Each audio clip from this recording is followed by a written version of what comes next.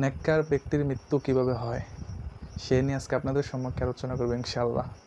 অল্প সময়ের জন্য ধৈর্য সহকারে ভিডিওটি দেখুন। নাহমাদুহু ওয়া নুসাল্লি আলা রাসূলিহিল কারীম।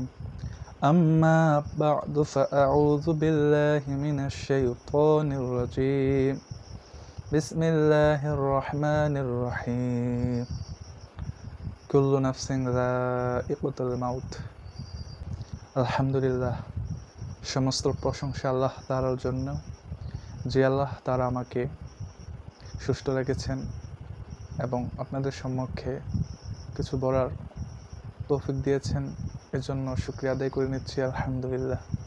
আল্লাহ রাব্বুল আলামিন বলেছেন, লা ইন শাকারতুম লা আযীদান্নাকুম ওয়া লা ইন কাফারতুম ইন্না আযাবি লাশাদীদ। যারা আমার নিয়ামত পেয়ে শুকরিয়া আদায় করে, আমি রব্বুল আলামিন তাদের প্রত্যেকের নিয়ামত বাড়িয়ে দিই, সুবহানাল্লাহ। আর যারা শুকরিয়া আদায় করে না, আমি তাদের কাছ থেকে যতটুকু নিয়ামত দান করছি তা ছিনিয়ে নিই এবং আমার আযাব ভীষণ কঠিন।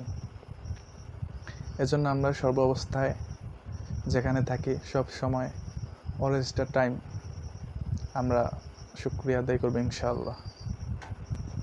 আজকে আলোচনার বিষয়বস্তু এই যে নেককার ব্যক্তির মৃত্যু কিভাবে হয় সে নিয়ে আজকে আপনাদের সম্মুখে আলোচনা করবো ইনশাআল্লাহ। অল্প সময়ের জন্য ধৈর্য সহকারে ভিডিওটি দেখুন, অনেক কিছু শিখতে পারবেন ইনশাআল্লাহ। আমরা সবাই জানি, পবিত্র কোরআনুল কারীমে আল্লাহ রাব্বুল আলামিন ইরশাদ করেন, কুল্লু নাফসিন যায়িকাতুল মাউত। আয়াতটি প্রত্যেকের জানা, প্রত্যেকের মুখস্থ। রব্বুল আলামিন বলেছেন, কুল্লু নাফসিন যায়িকাতুল মাউত। প্রত্যেক প্রাণীরাই মরণশীল, কেউ মরণ থেকে এড়াতে পারবে না, বাঁচতে পারবে না। সূরা আলে ইমরান 185 নম্বর আয়াত।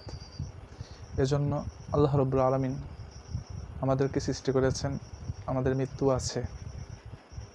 যারা সৃষ্টি হয়েছে তারা শেষ আছে, কিন্তু রব্বে কারিম আল্লাহর কোনো শেষ নাই। আল্লাহ শুরু আছে, আল্লাহ শেষ নাই। এজন্য আল্লাহ রাব্বুল আলামিন পবিত্র কুরআনুল মাজিদে অন্য একটি সূরাতে আরও ইরশাদ করেন। আল্লাহ রাব্বুল আলামিন সূরা আন-নিসার ৭৭ নম্বর আয়াতে বলেছেন, আইনামা তাকুনু ইউদরিকুমুল মাউতু ওয়ালাউ কুনতুম ফি বুরুজিম মুশাইয়াদাহ। তোমরা যে যেখানে থাকো না কেন, মৃত্যু তোমাদেরকে নাগাল পাবেই। তোমরা কেউ মৃত্যু থেকে এড়াতে পারবে না, যদিও সুরক্ষিত স্থানে তোমরা থাকো। আল্লাহু আকবার। বর্তমান সময়ে বিজ্ঞানের যুগ, যদিও বিজ্ঞান এমন কোনো জিনিস আবিষ্কার করতে পারে নাই যে মৃত্যু থেকে এড়াতে পারবে, মৃত্যু থেকে বেঁচে থাকতে পারবে। এর জন্য রব্বুল আলামিন বলেছেন, আইনামা তাকুনু ইউদরিকুমুল মাউতু ওয়ালাউ কুনতুম ফি বুরুজিম মুশাইয়াদাহ। আল্লাহ রাব্বুল আলামিন বলেছেন, তোমরা যে যেখানে থাকো না কেন, মৃত্যু তোমাদের নাগাল পাবেই। মৃত্যু থেকে কেউ এড়াতে পারবে না, যত সুরক্ষিত স্থানে অবস্থান করো না কেন। সুবহানাল্লাহ। মৃত্যুটা রব্বুল আলামিন মুমিনদেরকে হাদিয়া স্বরূপ দিয়েছে। হাদিসে প্রমাণ এসেছে, রাসূল আকরাম সাল্লাল্লাহু আলাইহি সাল্লাম বলেছেন, মৃত্যু হলো মুমিনের জন্য হাদিয়া স্বরূপ। তো মৃত্যু যে হবে তার অসংখ্য দলিল প্রমাণ হাদিস কোরআনে রয়েছে। তা আপনাদের সামনে দুটি আয়াত তেলাওয়াত করেছি। আল্লাহ রাব্বুল আলামিন বনি আদম থেকে শুরু করে যত কিছুই সৃষ্টি করেছেন, একদিন তার বিনাশ হবে, জিন এবং ইনসানের হিসাব নিকাশ হবে। মালাকুল মাউত আজরাইল, যাকে মৃত্যুর ফেরেশতা বলা হয়, মৃত্যু ঘটানোর কাজে যিনি নিয়োজিত রয়েছে তাকে মালাকুল মাউত আমরা যাকে চিনি, হযরত আজরাইল আলাইহিস সালাম। উনি সবসময় মৃত্যু ঘটানোর জন্য প্রস্তুত থাকেন।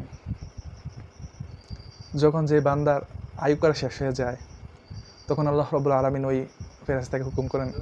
আল্লাহ তাআলার ফেরেশতাদের মধ্যে 4 জন ফেরেশতা শ্রেষ্ঠ, হযরত জিবরাইল, হযরত মিকাইল, হযরত ইসরাফিল, হযরত আজরাইল আলাইহিস সালাম, যাকে আরবিতে বলা হয় মালাকুল মাউত, মৃত্যু ঘটানোর ফেরেশতা। আল্লাহ রাব্বুল আলামিন তাকে যখন হুকুম দেবেন, যাও, আমার নেককার বান্দার আয়ুকাল শেষ হয়ে গেছে, সে পৃথিবীতে অনেক পরীক্ষায় সফলতা লাভ করেছে, পৃথিবীর কাছ থেকে তাকে নিয়ে আসো।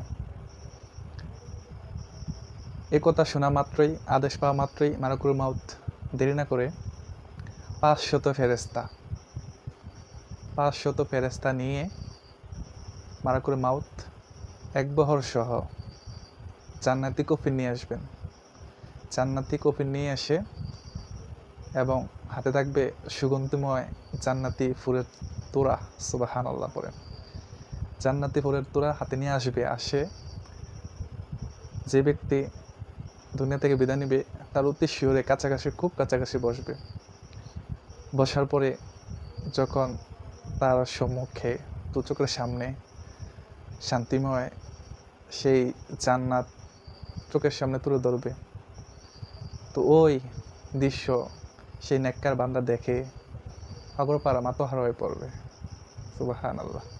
দুনিয়াতে অসংখ্য অগণিত পরীক্ষা বান্দা দেয়, মুমিন বান্দা দিয়ে থাকে।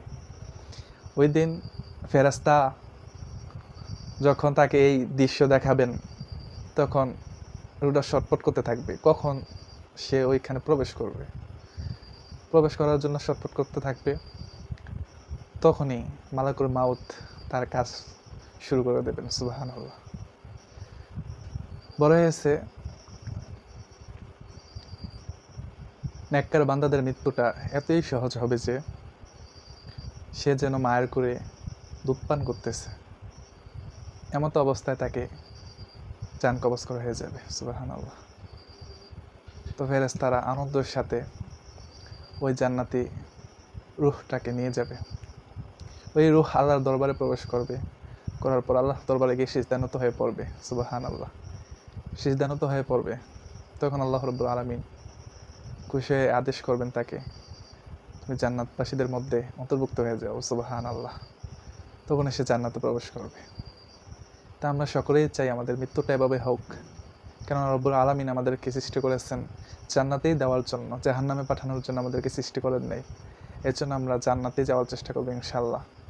আমল করব, যত বিপদ জ্বর আসুক না কোনো মুমিন তার সম্মুখীন হবেই, কিন্তু ঈমান পরিত্যাগ করবে না।